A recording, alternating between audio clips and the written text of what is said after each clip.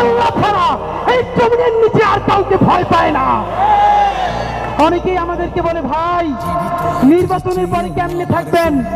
আপনাদেরকে একটা কথা বলি, যাদেরকে আপনারা বড় মাস্তান মনে করেন, এই মাস্তানেরা যদি মাস্তানি হইতো, এই মাস্তানেরা মাস্তানি কইরা হাসিনারে পতন করতে পারতো। এরা মাস্তান না, এরা শিক্ষিত, এরা চাঁদাবাজ, এরা ছোট ডাকাত, এরা মাফিয়া, এরা ব্যাংক লুটেরা। বড় অর্থে সার্বভৌমত্ব টিকিয়ে রাখার মাস্তানি করার কোন সাহস এবং শক্তি তাদের নাই। অনেকে আমাদেরকে বলে, অমুক নেতা 15 বছর লড়াই করছে, আর হাতিরা তখন কই ছিল? লড়াই যদি করলেন, আপনাদের এত ব্যাংকের ব্যবসা টিকে থাকলো কেমনে? যারা লড়াই করছে সাতক্ষীরায় আমার ভাই বোনদের বাড়ি লড়াই করার কারণে বুলডোজার দিয়ে ঘুরাই দেওয়া হয়েছে। এই ঢাকায় যারা স্বাধীনতার পক্ষে দাঁড়াইছে, হেফাজতের রাত্রে মানুষের পক্ষে দাঁড়াইছে, তাদের ব্যবসা বাণিজ্য লুট করা হয়েছে। তাহলে এত বড় বিপ্লবী এখন হইলেন, এতগুলো ব্যাংক, এত বিমা, ঢাকায় এত হোটেল, এত ব্যবসা বাণিজ্য কেমনে চালাইলেন ভাইরা? এই সব কথা বলে আমাদের পিছনে লাগে লাভ নাই।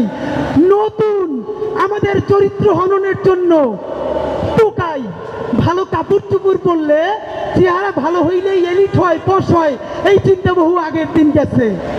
শুনেন, মানুষ এলিট হয় তার চিন্তায়, মানুষ এলিট হয় তার মনস্তত্ত্বে।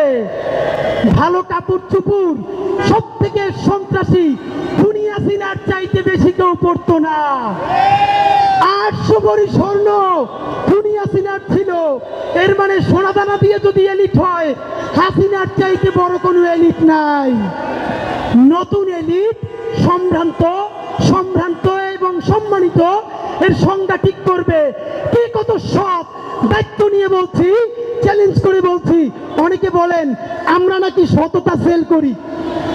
ভাইয়েরা, সততা বেচি বেচি বলতে কোনো দ্বিধা নাই।